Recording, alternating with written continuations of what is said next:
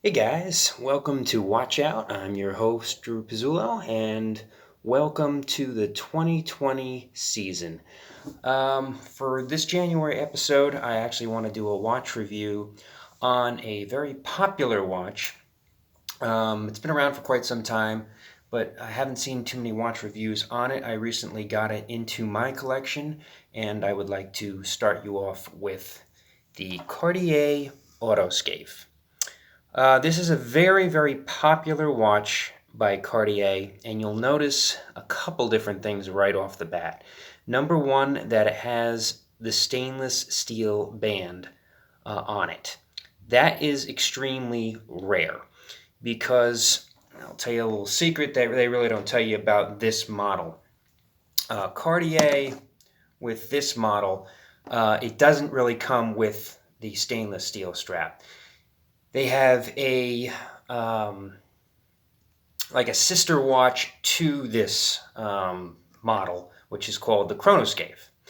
And what happened is they basically took the band from the CHRONOSCAPH and they put it on the Autoscape when they sold this one to me, basically is what they look like they did here, because it really is not sold with the metal band. What it is sold with is the rubber strap. Okay, this is the classic strap for the Autoscape, and it meant to be more like a sport watch. And because of that, as you can see from the strap, it is. You can see the Cartier as well over here, and it was meant to be more of a sport watch for a few reasons. The first is a lot of Cartiers, which is one of their issues, is the fact that they are not known for water resistance. So a lot of their models don't reflect that, but the Autoscape does. I'll show you the back as well. The Autoscape is 10 ATM. So when you have 10 ATM and you give it a rubber strap, that's one of the reasons why they wanted this to be more of like a sport watch that you could put underwater and that you can do a lot of different things with, which is not traditionally the case with most Cartier models. They're more of a dress piece. So they wanted to come out with like a sport type piece, and this was a nice way to do it. If you notice, the dial itself is 37 millimeters. So you do have that. It's a smaller type piece. It did come out, I guess, in the early 2000s. It's been out for quite a while. I'm not sure if it's even a current model anymore. A couple nice things about it is if you ever want to regulate it. What I do like about watches that do have this feature, I know Ulysse Nardin has this, Rado has this, a couple other watches I have do have this as well, is the fact that they do have screws in the back of the case. Okay, this one has 6 screws that you would just take a screwdriver and unscrew it, and the lid, the back casing does pop off, and you can turn the actual movement either fast or slow based on how it's running to regulate it to the perfect time for your wrist. And keep in mind, when you regulate watches, it may run faster or slower on somebody's wrist depending on, again, that person's how they move, because it does actually regulate to your wrist if you wear it enough.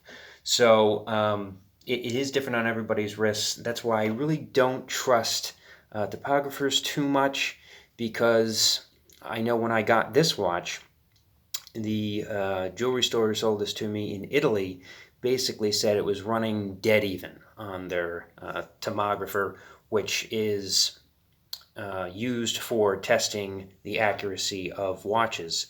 On their scale and on their machine, it was working perfectly. It got on my wrist and it was 10 to 12 seconds slow.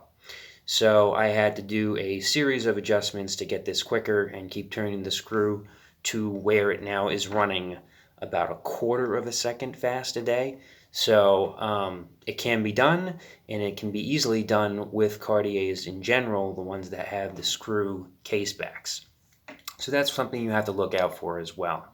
If you are able to get the steel band from the CHRONOSCAPH and put it on the Autoscape, it does fit.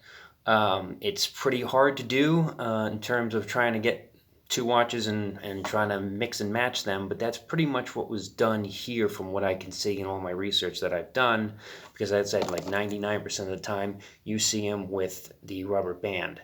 Interesting thing about the rubber band, that does have the steel inserts, okay?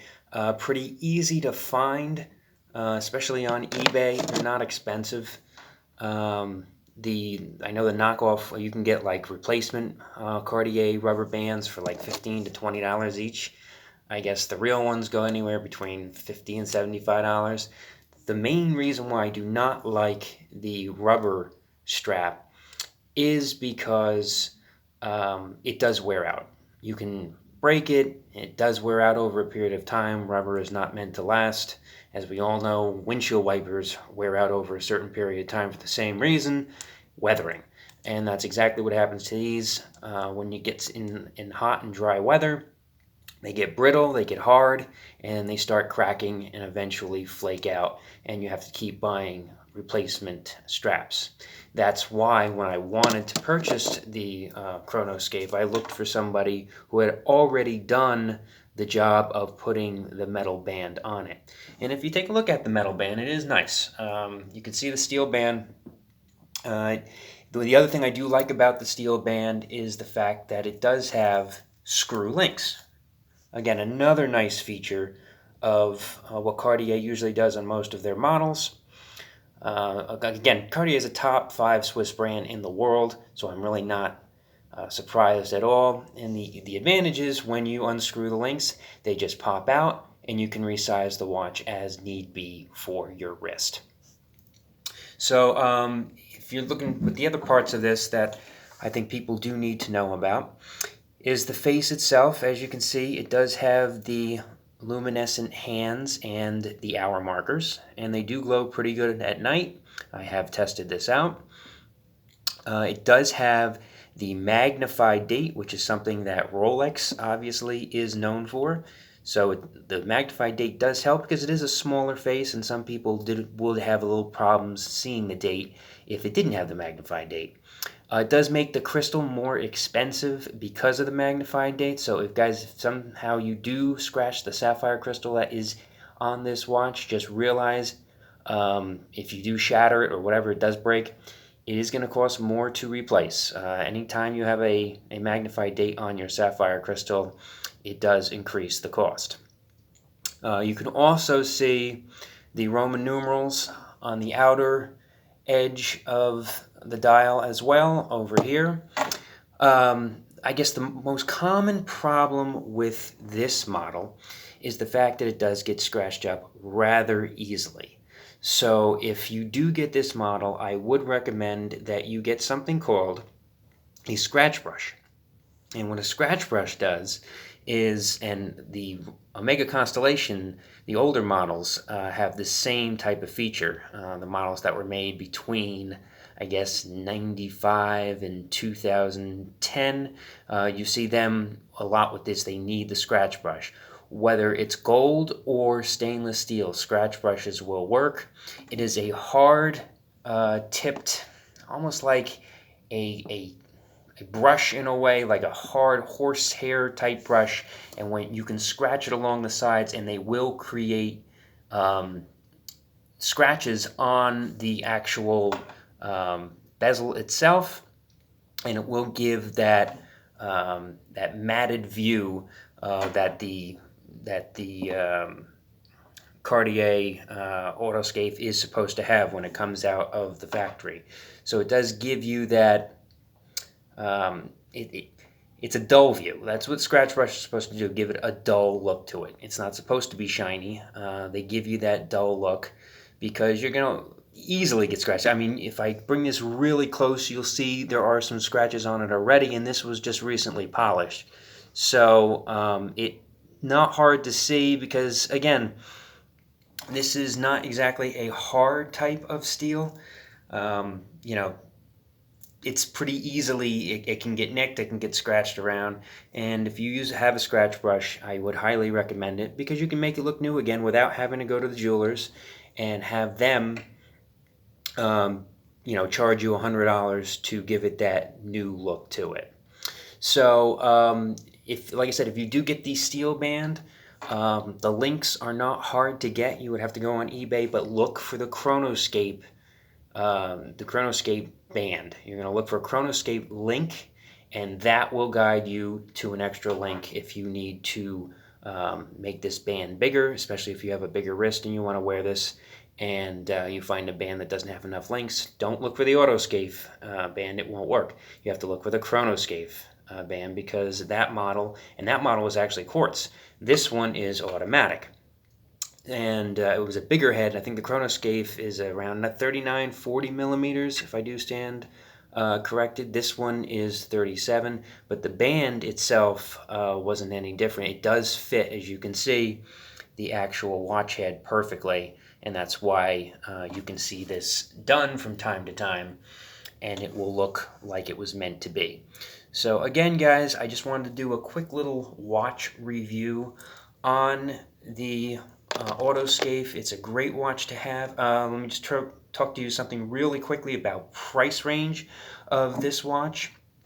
If you will find, like I said, 99% of them will be with the rubber strap. So when you're talking about price range, you're going to see them anywhere on the market between $1,000 and $2,000. I guess $2,000 is on the high end. When it was retail, I think when they first came out, they were around $3,700 to $4,300. But right now, at this point, since they're all used, they're anywhere between $1,000 and $2,000. You can get them even cheaper sometimes on eBay. You'll see them anywhere between $700 and $800. If you do find them with this metal band, they'll be anywhere between $1,500 and $2,000, because the metal band does add about $300 to $400 worth of value to the watch. This way you don't have to keep replacing this rubber strap, which is, again, made for the Autoscape. So, again, thanks, guys, for joining me on this January episode of Watch Out, and I look forward to seeing you next month on our next episode. So, again, everybody stay safe and watch out for the next episode.